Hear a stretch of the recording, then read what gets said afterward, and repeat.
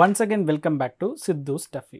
இந்த வீடியோவில் நம்ம எதை பற்றி பார்க்க போகிறோன்னா, வண்டியோட செயின் லூப் பண்ணுறது, என்னென்ன ப்ரொசீஜர், என்னென்னதெல்லாம் தேவை, எவ்வளோ செலவாகும் அப்படிங்கிறத இந்த வீடியோவில் ஃபுல் டீட்டெயிலாக பார்க்கலாம். வாங்க வீடியோக்குள்ளே போகலாம்.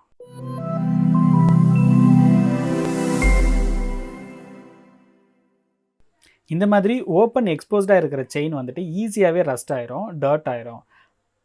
அதனால் நம்ம அதை வந்துட்டு ரொட்டீனாக க்ளீன் பண்ணிகிட்டே இருக்கணும். என்னோடய செயின் பார்த்திங்கனாலே தெரியும், நிறைய இடத்துல ரஸ்ட்டாக இருக்குது, அப்படியே துரு பிடிச்ச அந்த எட்ஜஸ்லாம் இருக்குது.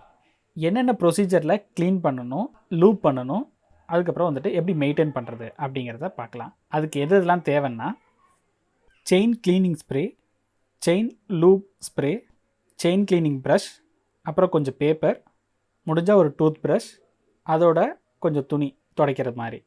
இங்கெல்லாம் பார்த்திங்கன்னா ரொம்ப ரஸ்ட் இருக்குது, இதனால் செயினே போயிடும், செயின் நடுவில் வந்து அருந்தே போயிடும். நம்ம ஃபஸ்ட்டு வந்துட்டு இந்த நியூஸ் பேப்பரை வந்துட்டு அந்த செயினுக்கு கீழே ஃப்ளோரில் வச்சிடலாம், ஏன்னா ஃப்ளோர் க்ளீனாக இருக்கணுங்கிறதுக்காக. இந்த செயின் க்ளீனிங் ஸ்ப்ரே இதை எடுத்துகிட்டு வண்டியை ஸ்டார்ட் பண்ணி விட்டுட்டு அந்த செயினில் இந்த சைட்லேருந்து அடிக்கணும். அப்புறம் இந்த பிளேஸ்லேருந்து, ஈவன் தோ நம்ம வந்துட்டு இன்சைட் பார்ட்லேருந்து அடித்தா தான் எல்லா ஜாயின்ஸ்க்கும் உள்ள பிளேஸில் அது வந்துட்டு ஈவனாக ஸ்ப்ரெட் ஆகும். அதனால் வந்துட்டு டர்ட்டோ இல்லை வந்துட்டு ரஸ்ட் இருக்கிறதோ கொஞ்சம் ஈஸியாக க்ளீன் ஆகும். வண்டி அப்படியே வந்துட்டு ஒரு 1 மினிட் வந்துட்டு ரன்னிங்கில் விட்டுட்டு அதுக்கப்புறம் ஒரு 15 மினிட்ஸ் வந்துட்டு ஸ்டேபிள்லேயே வச்சுருக்கணும். அப்போ தான் வந்துட்டு அந்த செயின் க்ளீனர் வந்துட்டு அந்த டர்ட்டோட வந்துட்டு நல்லா ரியாக்ட் ஆகும். டர்ட்டு ரஸ்ட்டோடலாம் ரியாக்ட் ஆகி உங்களுக்கு ஈஸியாக வந்துட்டு ரிமூவ் பண்ண முடியும். அப்புறம் இந்த ப்ரஷ்ஷை எடுத்துகிட்டு அதில் லைட்டாக அந்த லூபியாக அடிச்சுக்கிட்டோன்னா கொஞ்சம் ஸ்மூத்தாக இருக்கும்.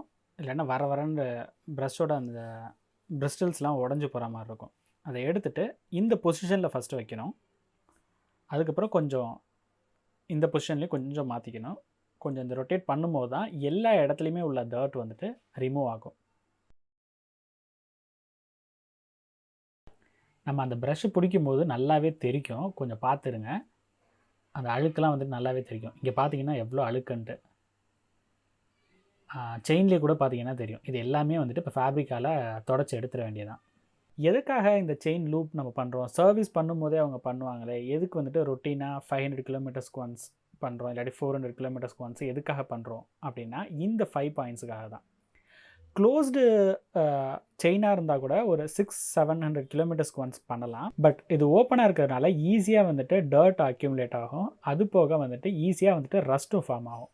இந்தந்த 5 பாயிண்ட்டுக்காக மட்டும்தான் நம்ம வந்துட்டு லூப்ரிகேஷன் பண்ணுறோம். ஆனால் இந்த 5 பாயிண்ட்டுமே ரொம்ப முக்கியமான பாயிண்ட். என்னென்னா, ஃபஸ்ட்டு வந்துட்டு அந்த செயினோட லைஃப் நல்லாயிருக்கும்.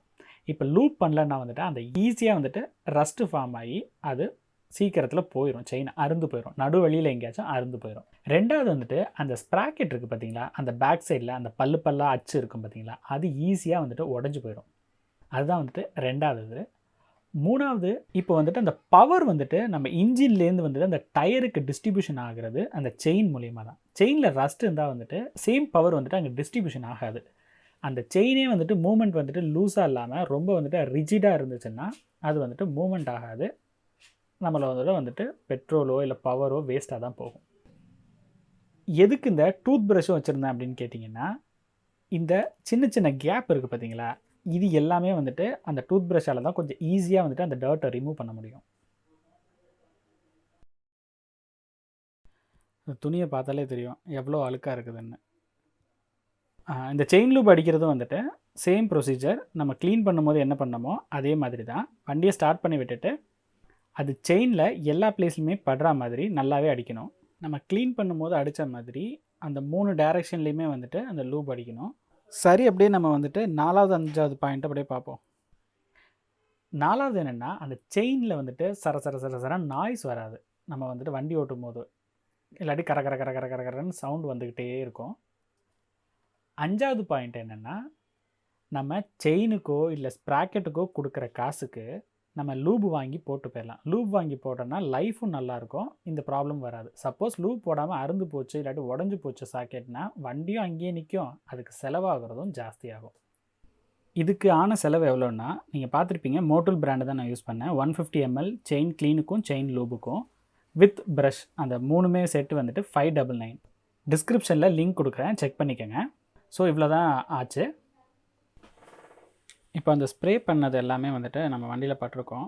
அதை வந்துட்டு துணி வச்சு தொடச்சி எடுத்துருங்க. செயினை தவிர மற்ற இடத்துல எங்கே பட்டிருந்தாலுமே அதை தொடச்சி எடுத்து ரிமூவ் பண்ணிடுங்க.